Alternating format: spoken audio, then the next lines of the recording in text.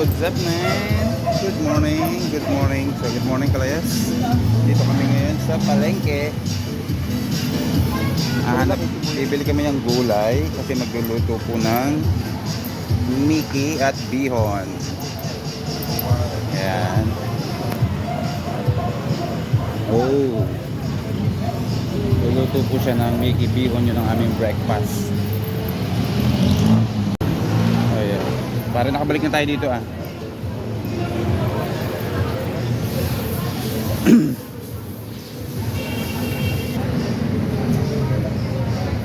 Kanong kilo? 105. Ayan, kilo dito 105 ng sibuyas. Dami naman na para may stock.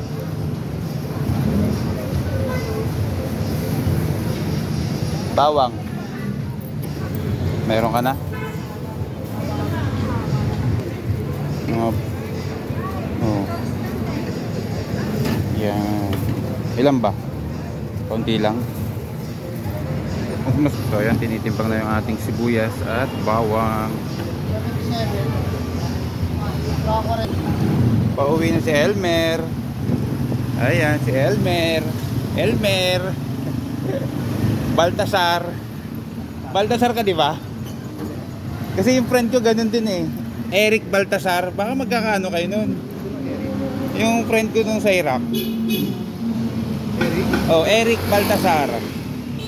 Yung marika ko sinasabi mo? Oo, yung yung... So, ayan, nakabili na kami ng gulay. Panglahok sa Mickey at Bihon. Ayan, bit-bit na ni Almer Baltasar. Kamag-anak ni Eric Baltasar. So, pauwi na po kami. Ayan. So, dito na po tayo sa kanyang house. Ito po yung way na pupunta ng bahay niya. So, bili muna tayo ng coffee. So, tara na, iniwan na tayo ng ating kasama. Ayan. Punas pa po kasi ako ng motor. Ito po yung kanyang bahay doon sa taas. Yan, paakyat po yung kanyang bahay. Ayan o.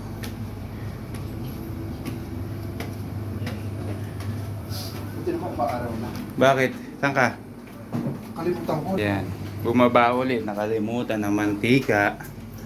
Bali, 3rd floor po yung kanyang palapag. 3rd floor po ang kanyang bahay. Ayan. Kakahingal mga kalayas. So ito nga pala guys, ano, nakikita nyo. Ito po ay gagawing kondo. Ayan. Gagawing kondo po yan. So, nakakuha na po yung aking friend dito, yung aking tinutuluyan ngayon. Nakakuha na siya ng slot dito. Bali, inuhulog-hulugan na po niya. Para pag nagawa, edi lilipat siya dito. Kasi, ayan. Ayan. So, kita nyo guys yung hagdan, no? Napakatipid, no? Liit. Kaya dahan-dahan dapat. Ayan. Yun. So, ito po yung pinaka-opisina niya. So, yan po yung kanyang work. Nakikita nyo. Ayan. Ito yung kanyang work. So, office and school supplies. Pending. Ayan. So, ito yung pinaka-opisina niya. Ito po yung kanyang, ito po yung kwarto niya. Ayan. Kanyang room. Ayan. Ito naman po yung pinaka kwarto din po ito dati. So, minsan dito rin daw siya kumakain. Ayan.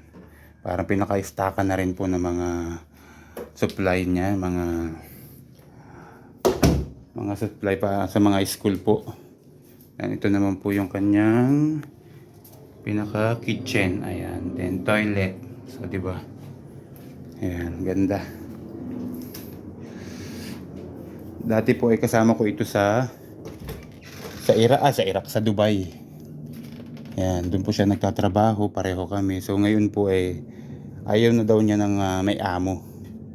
No? Ayaw daw na niya yung may amo. Gusto niya, siya na yung amo. Ayan, kaya ito na po yung kanyang business. Okay.